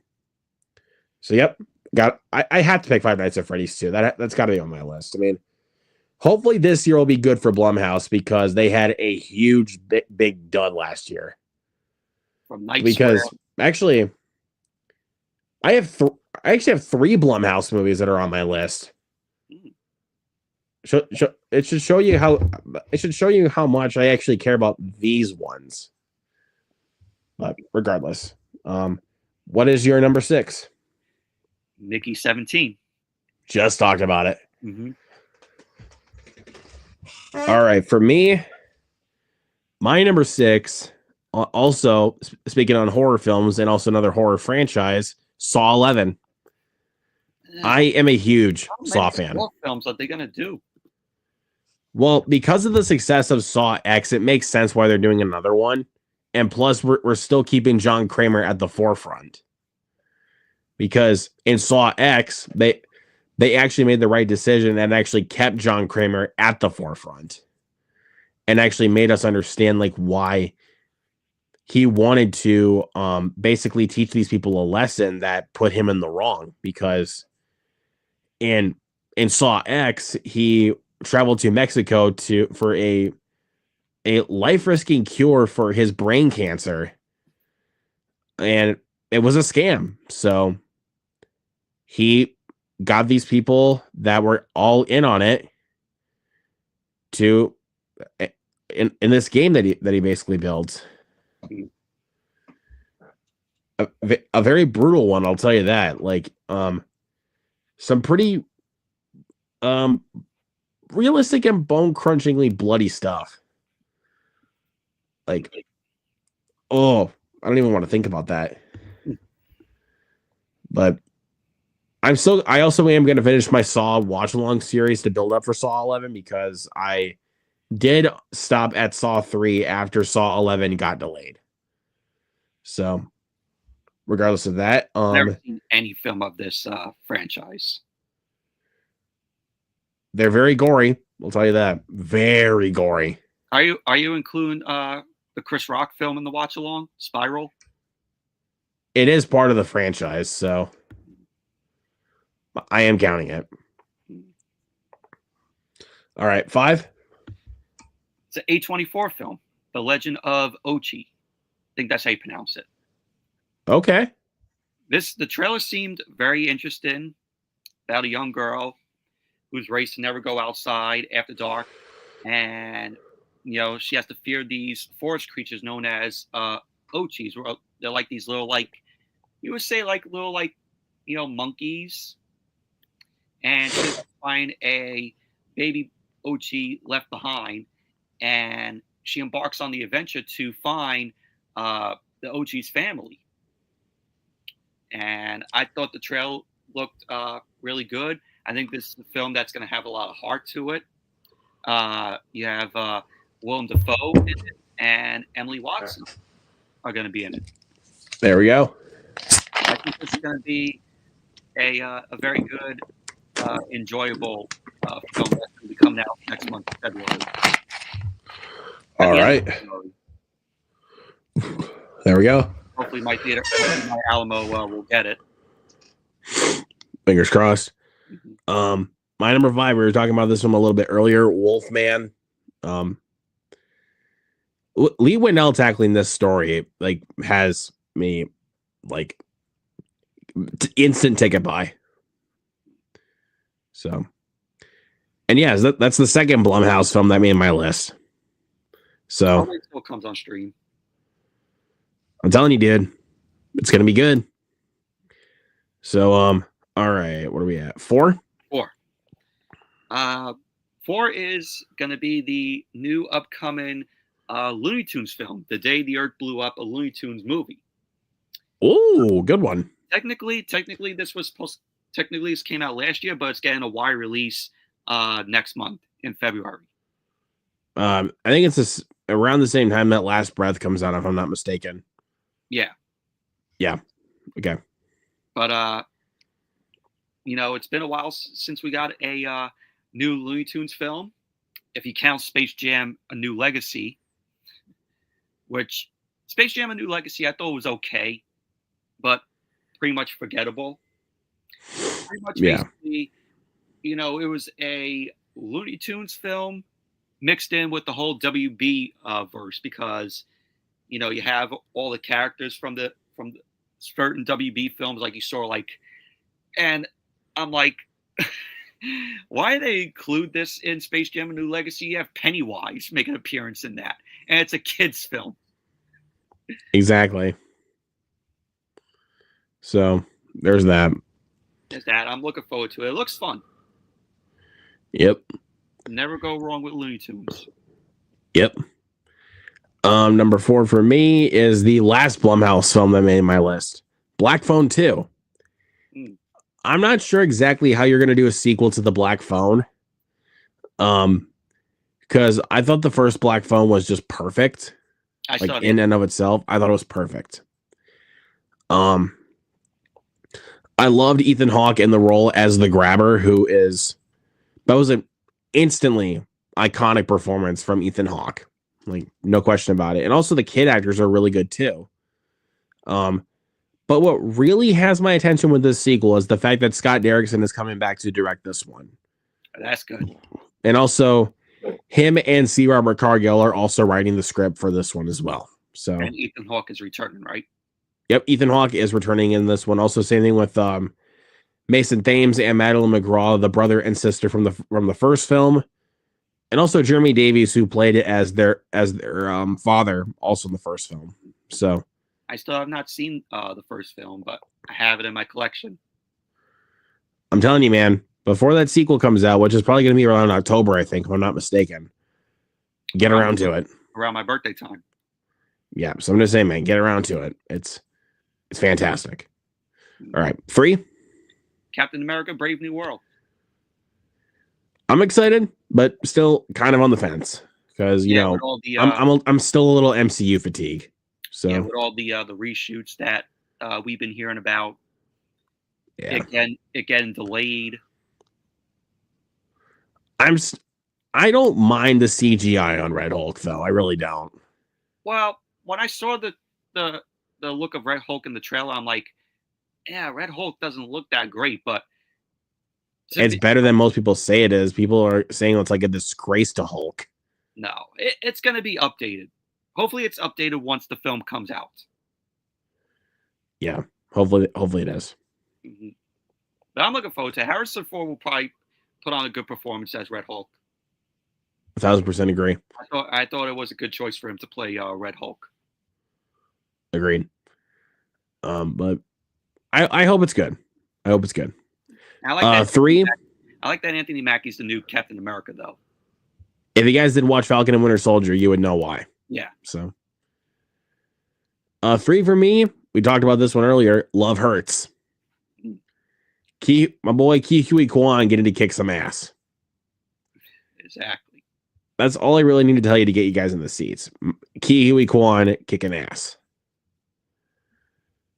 And it also is being directed by a former stuntman, which is really cool. This guy did stunts for the John Wick films, for Violent Night, Iron Man 2, Black Panther, Doctor Strange, the Wolverine, even like legendary in regards to the stunt category with what films he has on his belt. So that's pretty awesome.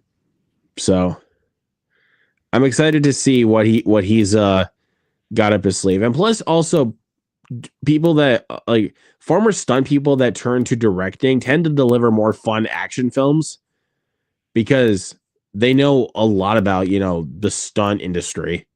Mm-hmm. Like, David Leitch, the director of Bullet Train and The Fall Guy, was a former stuntman. Oh, wow. And J.J. Perry, who directed the films Day Shift and The Killer's Game, was also a former stuntman. So I like the fact that stuntmen are being able to become filmmakers. Yes, exactly. That was exactly what I was trying to think of. But thank you for stealing the words out of my mouth. And also they could teach, the actors about, stunts and, have them do their own stunts probably. I think Ke Huy Quan is actually doing all of his own stunts for this one because he was a stunt coordinator for the films The One with Jet Li and also the first X-Men film. Oh, wow. He was a stunt coordinator on.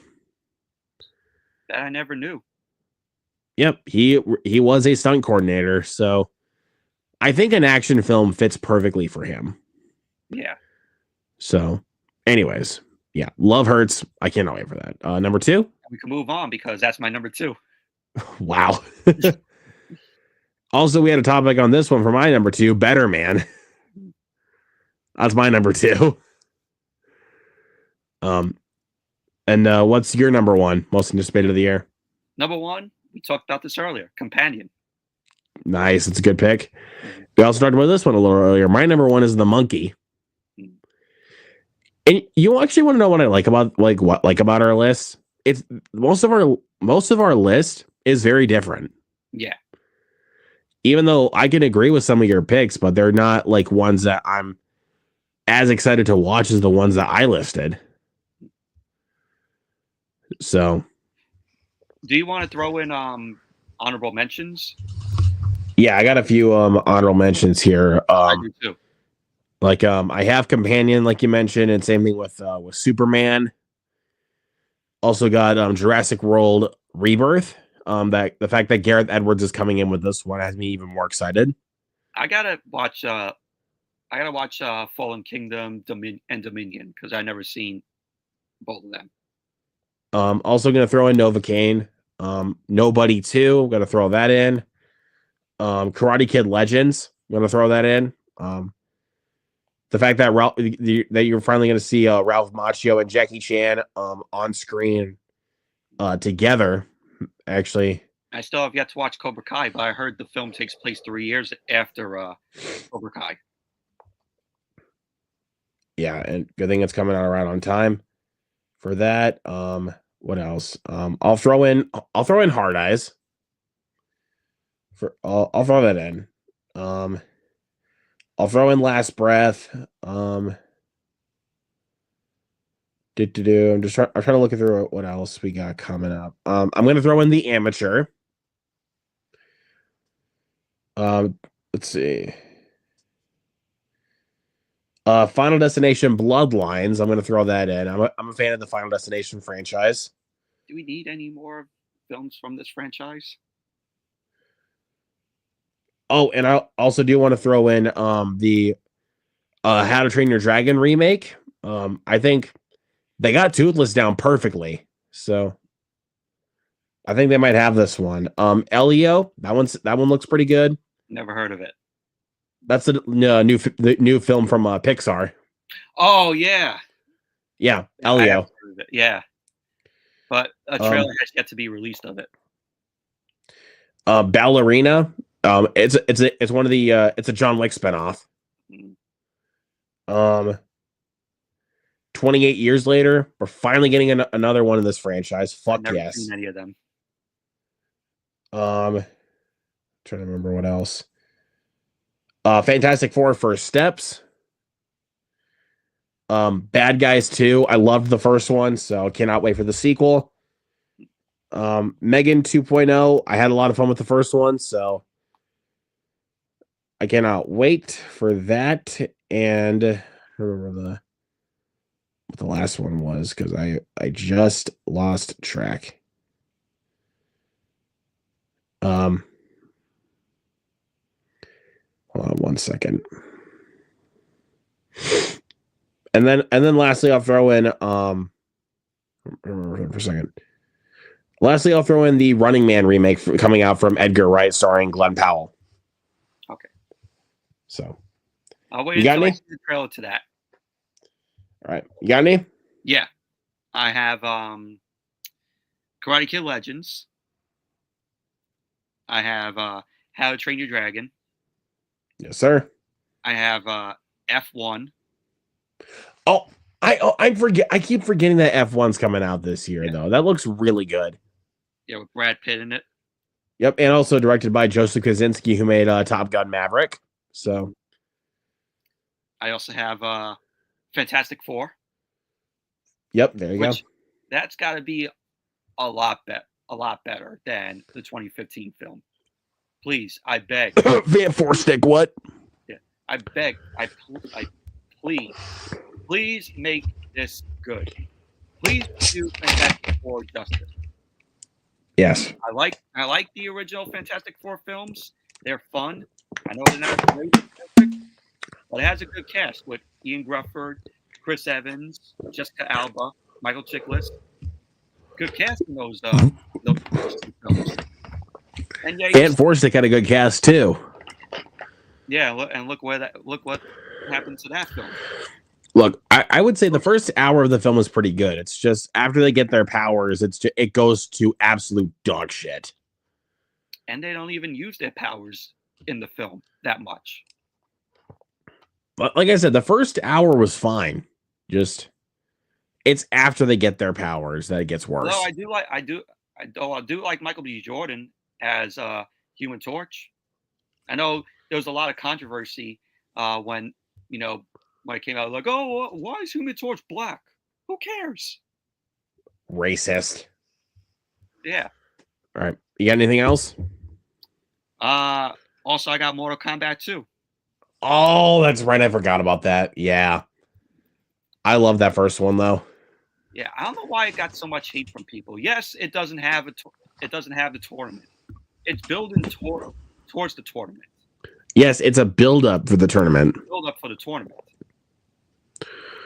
So, yep. Then I'll throw in the amateur because I'm a fan of Rami Malek. There you go. Sinners I'll throw in. Yes, sir. Else here. Elio. There you go. I love my Pixar. Yeah, that's coming out the same weekend as How to Train Your Dragon. Double feature weekend for me. Mm-hmm. What else here? And that'll be it. There we go. All right. What are your guys' most anticipated films of the year? Let us know in the comments below. All right, let's move on to our final topic, and that is, of course, our recent physical media buys. All right. All right. I think Michael's going to go up and grab a few of them. Yeah. I only just got one. All right. Which I know me and Luke probably picked up, and that is Saturday Night. I have that on the way. I think that should be coming on Thursday. Yeah, but it's got a slipcover to it, which is nice. I'm glad it got a slipcover. Mm-hmm. Deserves it. I'll be posting that once I get it. I like that the back has like Polaroid photos of the actors. Yep, and it shows all the cast members. All the cast members, yeah. Well, I should say main cast members. Main cast members. But it has features. It has the making of the movie, commentary, and a whole lot more. There's the Blu-ray, which I wish this would have got a 4K. I mean, for the 70s aesthetic, hell yeah, for sure. That's Sony for you. But yeah, Luke said, like I said, fuck Sony. Yeah, but Luke said he's going to do a watch along of this film, hopefully on a Saturday night, because that is the plan, on a Saturday night. On a Saturday night, leading into a new episode of Saturday Night Live. Hopefully, but I just want them to announce the next episode so somebody can lean into that. Mm-hmm. I think the next one probably will be maybe in a few weeks. Yeah, maybe next month or something. I don't know. Mm-hmm. We'll see. All right, so I guess I'll show my stuff off here really quick. But it's a good movie. Hopefully, you all check it out if you're a fan of old school Saturday Night Live. And sadly, this film didn't do too well at the box office.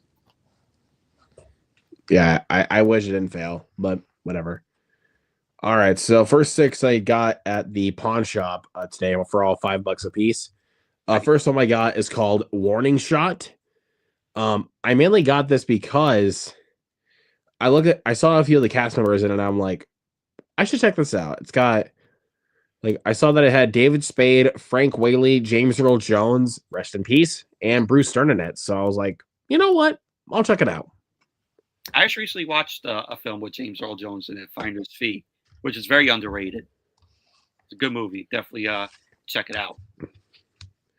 This one I got because this is one that my mom really likes, which is The Ugly Truth. It's a little rom-com with Gerard Butler. So my mom likes this one, so I was like, fuck it. I mean, it's all right. Honestly, it's all right. And then I got... you say it's a chick flick. Definite chick flick. I mean, if I ever get a girlfriend or I get married, I have something like that. Then I got Hotel Transylvania 2 and 3. I do plan to buy the first one, but they only had these two, so I was like, why not? I'll just grab them. I never seen the rest. I only just seen the first film. The first one was great, but 2 is actually pretty solid. 3 was meh, and 4 was meh. Is that I heard it doesn't have Adam Sandler in it. The guy who did Dracula in that one, in the fourth one, was good, not on the level of Adam Sandler for Dracula, like no question. Now do they have in the fourth film Selena Gomez? I think they at least have Selena Gomez, yeah. But I kind of don't remember. I honestly don't really remember that film very well. The next one I got is Gold, starring Matthew McConaughey. Which I have not seen in a while. I remember seeing it once, but I saw that it was there and it had the slipcover, and I was like, "Fuck it." And then absolute classic from my childhood, Harry and the Hendersons. I do have that as well, but I never watched it. I watched this film when it was on Netflix. I watched this a bunch of times as a kid. Yep, you got John Lithgow in there. You got Donna Meach. You got Melinda Dillon also in this one too. Christmas Story. Yep. There you go. And then from Walmart, recently I got the Blair Witch Project. This is the new slipcover that they released for this movie, aka known as the Godfather of found footage films. And it is between this or Chronicle though, but this might be my favorite found footage film. I have it on DVD, but never got around to watching it. The ending is fucking the ending freaked me the fuck out when I first watched it as a kid. And I remember when I was a kid, I was around when the hype for that film came out. They were hyping it to the max when I was a kid. Like they were doing all these parodies of it. Like I think they even did a parody called the Bogus Witch Project, and I'm like, what the fuck is this? Even Cartoon Network. I know they did like an investigation where the project left off. I know, but I think it's called Curse of the Blair Witch. I know they did another one that Adam Wingard did, which I actually really enjoyed. Even Cartoon Network did their own take on it with Scooby-Doo. Which was pretty good, actually. I'm not going to lie. And then we got one of my favorite horror films from the last decade, and It Follows. I've seen it. A lot of films have been taking this this concept of like this It following people. Like, Smile did this concept also, like where, you see it, then you have the curse. All you got to do is pass it to somebody else. And this was absolutely my introduction to Micah Monroe. I love her. I love her. And then lastly, but certainly not least, I actually was looking for this one. I don't love this movie, but I've been looking for it on Blu-ray because Walmart was going to have it, and that is Piece by Piece. I did not expect to like this movie at all. I didn't. And I did. I did like it. I'm not a huge Pharrell Williams fan, but I thought the way that they tackled this story as a Lego movie, here's how I'm going to put this movie. It's a musical documentary biopic as a Lego movie about Pharrell Williams. Best way I can describe it without spoiling anything. But no, I've seen that trailer when I was in theaters for different films, and they kept on playing. I'm like, I don't know. It's better than you think it's going to be. Like, I mean, hell, like, I'm trying to remember who else is in this. Like, I think you even got Snoop Dogg in here. You even got Gwen Stefani in this as well. Like I think even Daft Punk is in this too, if I'm not mistaken. Nice. Yeah, there definitely is some definite music icons that are also in this one that are like, like in the legends in the pop realm, I should say. Like, of course, Pharrell Williams. So, like, but of course, why would Pharrell Williams not be in this? This is about him. But yeah, that's about it for my physical media. You want to do a little rundown of other physical media being released? We did that. We did that 2 weeks ago. Oh yeah, that's right. So could probably get to the February ones, probably like towards the end of this month. So, but yeah, guys, that is going to do it for episode 3 of the Movie Fanatics with Luke and Michael. So thank you everybody that's so much for coming in. Thank you for Noah for joining us also as well.